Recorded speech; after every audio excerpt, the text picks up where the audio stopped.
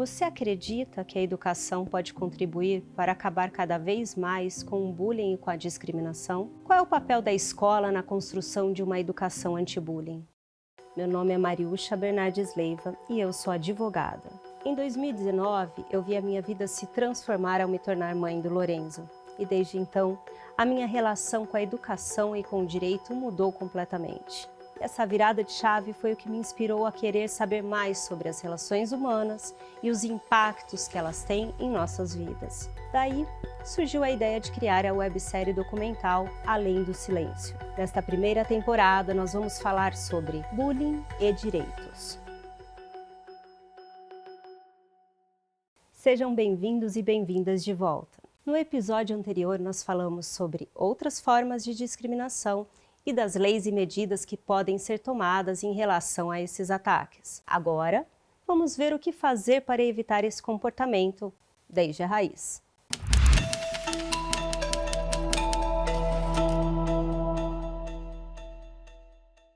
Doutoras, quais medidas sociais que nós poderíamos implementar para evitar o bullying? A primeira coisa é a conscientização, né, de que isso existe, de que isso é um problema, que a gente deve estar atento, que isso atinge principalmente crianças e mais fortemente adolescentes, que uma cultura de valorização da diferença é útil para se evitar, para se prevenir, né, onde você valoriza a diferença como um fator enriquecedor da convivência, né, e buscar. Eu acho que quando a gente pensa assim, no âmbito da família, buscar diversificar os meios onde os filhos vão circular, sabe? Em meios em que você possa conviver com pessoas muito diferentes. Colocar apenas naquela redoma onde eles só convivem com pessoas iguais. Exato, né? Você põe ali na escola, que é uma escola que tem um determinado tipo de público e fica só ali. Eu acho que diversificar, isso ajuda a aprender a conviver,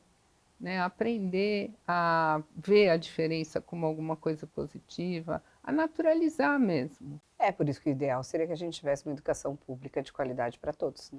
Porque aí todo mundo poderia conviver naquele mesmo espaço. Quando a gente tem uma sociedade que é excludente, né, que segrega, que é de privilégios, né, de fato fica sempre muito mais difícil você pensar, né, numa sociedade que inclui, porque a lógica da nossa sociedade é uma lógica excludente, né? É uma lógica de privilégios, é uma lógica. Então, inverter isso não é algo que é simples, né? Mas a partir do momento que as pessoas, quem é que muda a nossa sociedade? As pessoas. E quem que mudam as pessoas? A educação, né? Então é por meio da educação que a gente pode formar pessoas diferentes para esse mundo que a gente tem hoje e que se incomodem, né, com esse tipo de sociedade que exclui, que segrega, né, e que dá privilégios para alguns e coloca os outros numa situação tão oposta. A escola perpetua a violência, né? Ela perpetua. Acho que nesse sentido.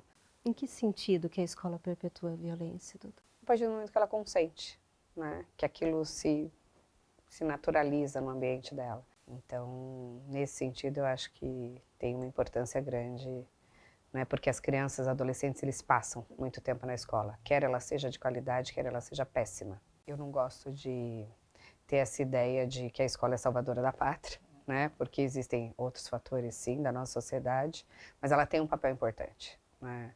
E nós não podemos desconsiderar isso.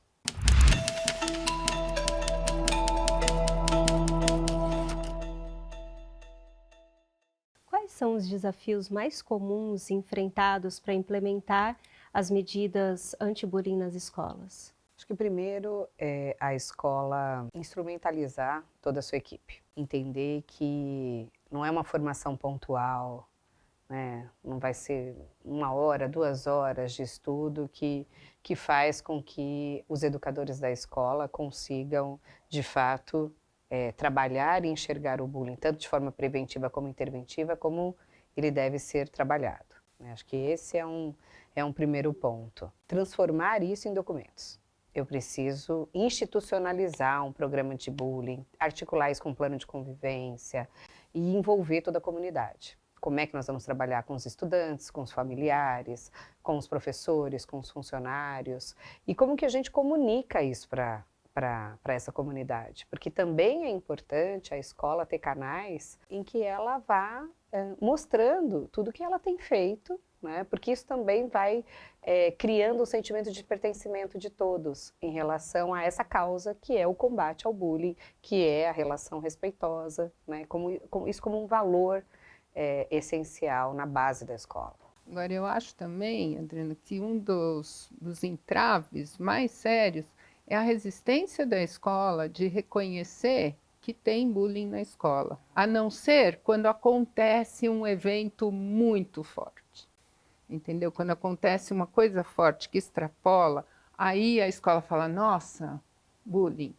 Mas não são só esses. O bullying está presente ali na convivência de forma velada, muito presente, né? Exatamente porque nós somos uma sociedade que exclui, que categoriza. Então, eu acho que essa é a maior dificuldade, a escola reconhecer que existe bullying na escola e que isso não é um demérito desta escola, que isto é um problema atual, é um problema social que está na escola. Se as escolas começam com uma ação ou tem um plano, né, pedagógico, enfim, que vise um combate a isso, um enfrentamento, ações para prevenção e tal, isso já é uma grande coisa. E o outro grande desafio é envolver a comunidade.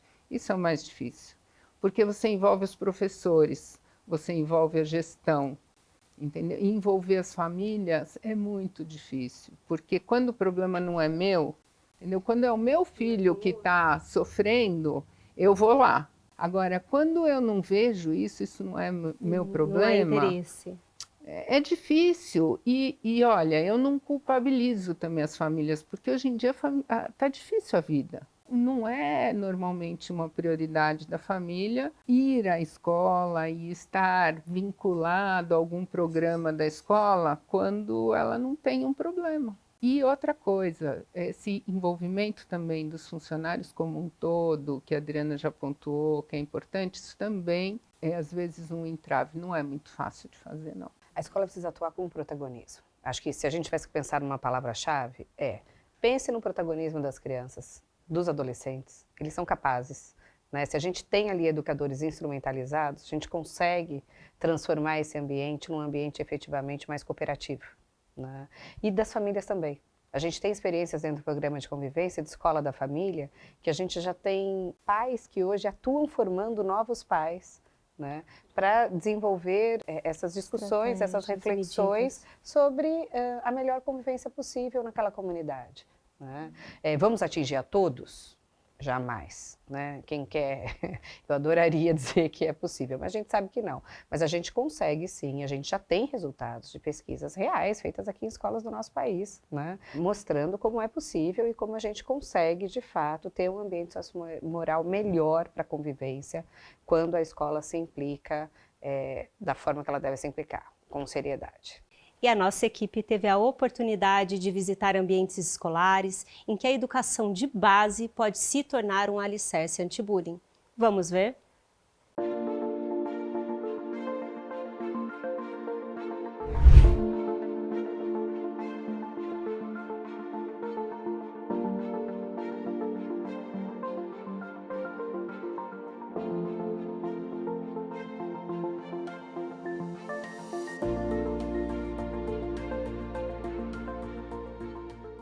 Professor Eduardo, tudo bem? Prazer. Por favor, se apresente para o nosso público. O prazer é meu de estar aqui com vocês. Sou Eduardo Nascimento, sou pedagogo formado, mestre em Sociologia da Educação, estou fazendo meu doutorado atualmente. Sou vice-diretor aqui do Colégio Rainha da Paz, sou um homem branco, que uso óculos, estou sentado aqui numa sala de aula, estou vestindo uma camisa branca listrada, uma calça marrom, e uso barba. Professor, em que momento que surgiu a necessidade de implementar uma ação, um programa anti-bullying na escola? Quando eu ocupava o cargo de orientador pedagógico dos 6º e 7º anos, né, Então a gente trabalhava diretamente com o ensino fundamental 2. Isso foi ali em 2010, 2011 que eu comecei aqui no Rainha. E aí a equipe de gestão junto com a direção, a gente fez um diagnóstico que o Fundamental 2 era o segmento da escola onde havia o maior número de conflitos, uma dificuldade de resolução desses conflitos muito grande. Então, em 2015, a gente começou a fazer uma pesquisa sobre a temática do bullying e da resolução de conflitos e acabou chegando num grupo de pesquisas da Unicamp, que é o GPEM, que posteriormente veio se transformar na Conviver+. E a gente iniciou esse contato de uma assessoria visando aí um trabalho bem amplo que atuasse com a equipe de funcionários, professores e professoras, a equipe de gestão e com os estudantes da escola, também com palestra para pais, com o foco na resolução de conflitos e, portanto, também naqueles conflitos não bem resolvidos que podem se transformar em bullying. E os alunos participaram de alguma parte desse processo do programa anti-bullying? Participaram, eles são assim elementos fundamentais aí dessa participação no sentido do engajamento nas ações cotidianas da escola, né? Então, o primeiro ano foi com os professores e professoras, no segundo ano a gente ampliou para a gestão escolar e para a comunidade escolar, no terceiro ano a gente começou algumas ações diretamente com os estudantes. Então esse foi o propósito. Por que os estudantes começaram depois? Porque a gente considerou que era importante que institucionalmente os profissionais da escola soubessem, tivessem uma base de como atuar e como agir em relação aos conflitos, para aí então a gente engajar os estudantes nessa mudança. Professor, e quais foram os desafios de implementar esse programa no ambiente escolar? O conflito e a convivência ética, né? Essa dimensão da gente aprender a conviver, ela é uma dimensão que se ensina na escola e, portanto, ela também é currículo escolar, né? Então, para que os docentes percebessem isso, né, e saíssem daquela lógica na qual, não, eu sou professora de ciências, então, eu tenho que ser responsável pelo bom ensino de ciências. Os conflitos, as questões de relacionamento não me cabem. Então, a hora que a gente rompeu essa barreira, né, romper essa barreira foi o primeiro grande desafio, eu diria. Então, é claro que num primeiro momento a comunidade se engaja, mas na hora que isso tem a ver com o meu filho, com a minha filha, aí já fica mais difícil esse engajamento, tem uma situação de crítica, mas uma sensação de injustiça. Trazer a comunidade para uma real parceria para o desenvolvimento de um projeto como esse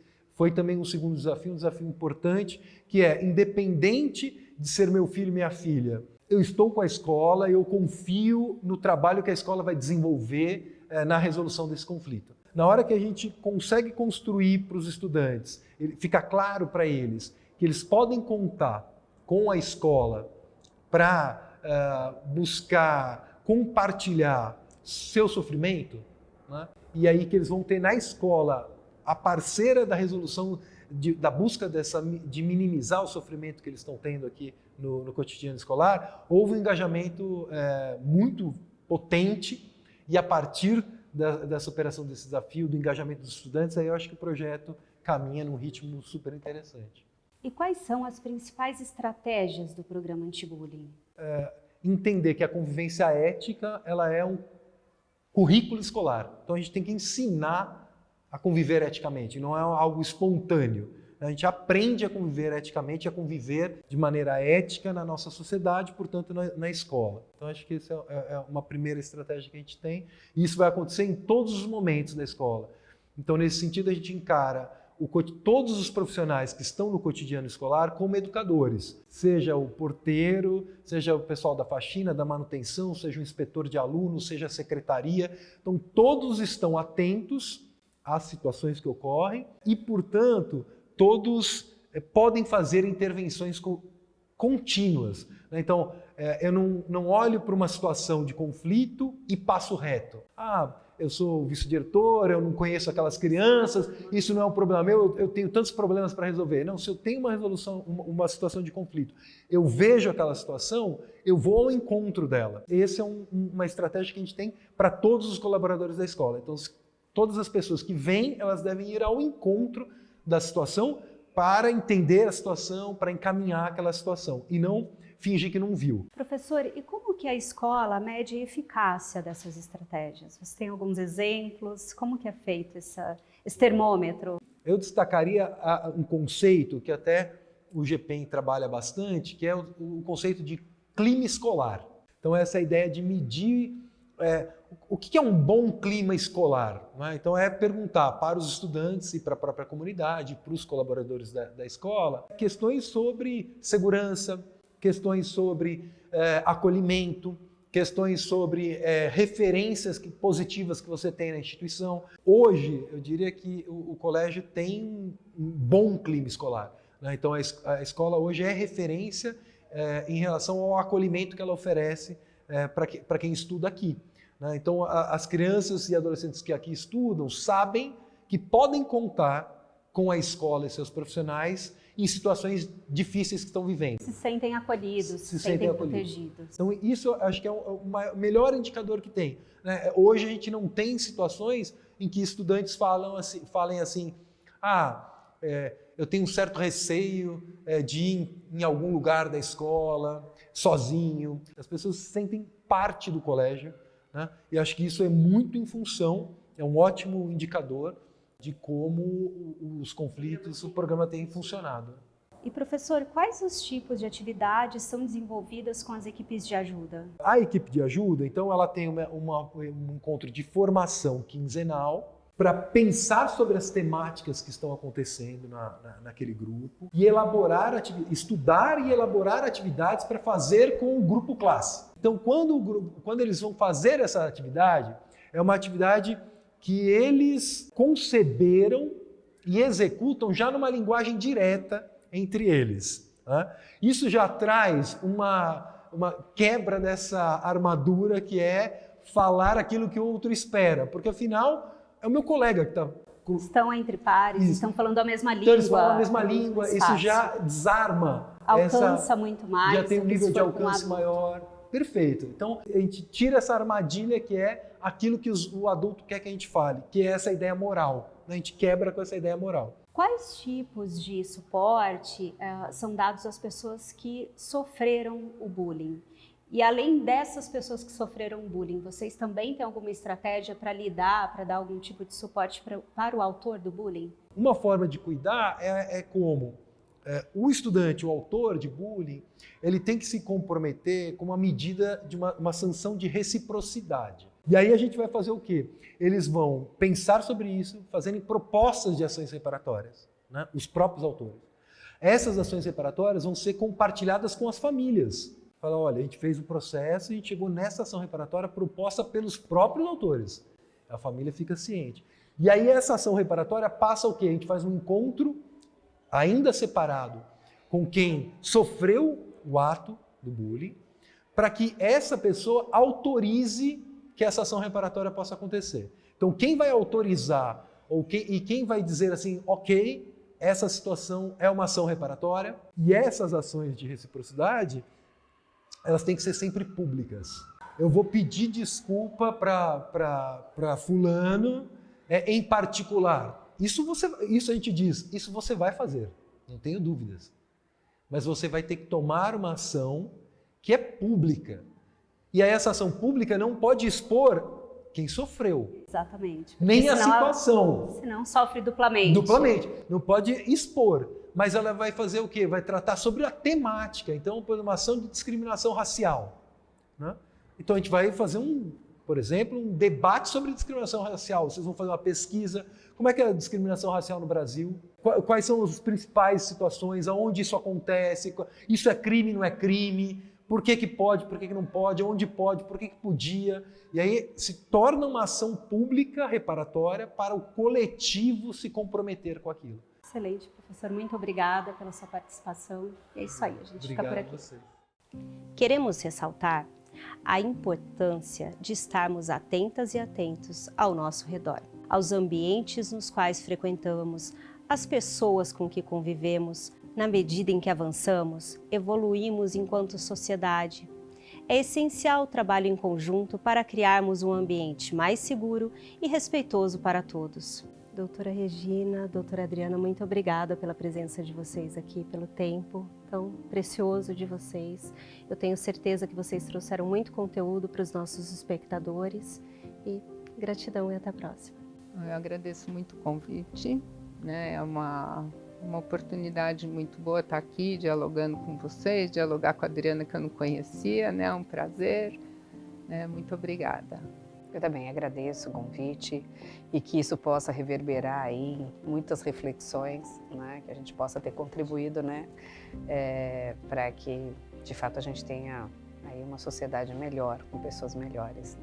Então, a gente se vê na próxima temporada. Até mais!